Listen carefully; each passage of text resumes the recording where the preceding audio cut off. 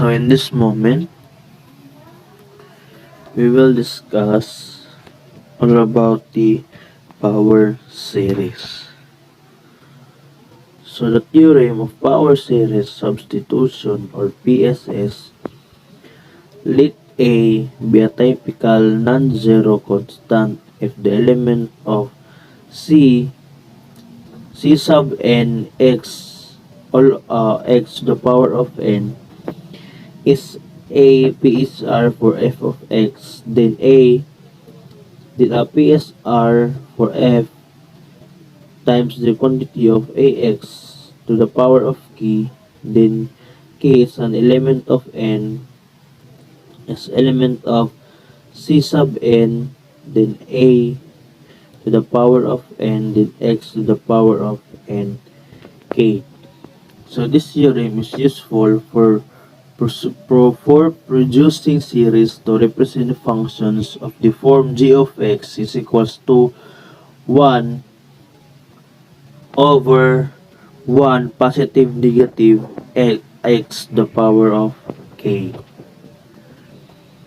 So in theory multiplication of power series via monomial or MPSM, let element of c sub n x the power of n is a PSR of f of x, and suppose that the lowest degree monomial instead PSR is x to the power of m for some m element of n u, then the subgroup of 0.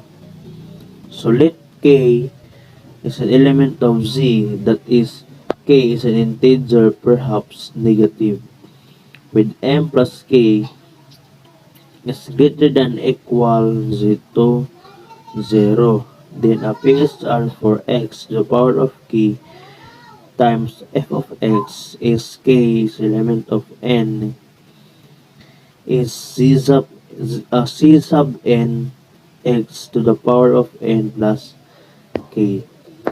So the extra derivations regarding the lowest degree monomial are useful for cases where we can actually divide the power series by a monomial and not be left with any negative power of x. This theorem is useful for producing series to represent functions of the form h of x is equals to x to the power of k over 1 minus x. Of course, both theorems MPSM and PSS can be used in conjunction. Also note that the interval of convergence computation requires a bit of care. So for example, consider x to the power of 5 is equals to 7 plus x to the power of 2. So we first simplify 1 over 7 plus x to the power of 2 is equals to 1 over 7 all over 1 plus x to the power of 2 over 7. So by the theorem PSS, we have 1 over 7 over 1 minus the quantity of negative x squared over 7. So it is equals to 1 over 7, the element of infinity, then n is equals to 0. So it is equals to the quantity of negative x squared over 7 to the power of n. So we came up with 1 over 7, the element of infinity, the element of n is equals to 0 times the quantity of negative 1 all to the power of n times the quantity of x squared over 7 to the power of n.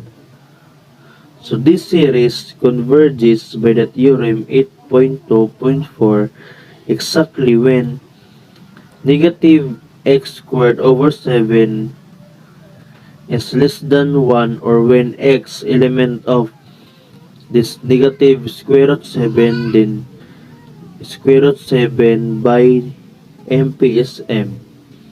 So x to the power of 5 over 7 plus x squared is equals to x to the power of 5 over 7 all over 1 plus x squared to the power x squared over 7. So we came up with x to the power of 5 over 7 in the limit of infinity, then n is equals to 0 times the quantity of negative 1 to the power of n times the quantity of negative x squared over 7 to the power of n.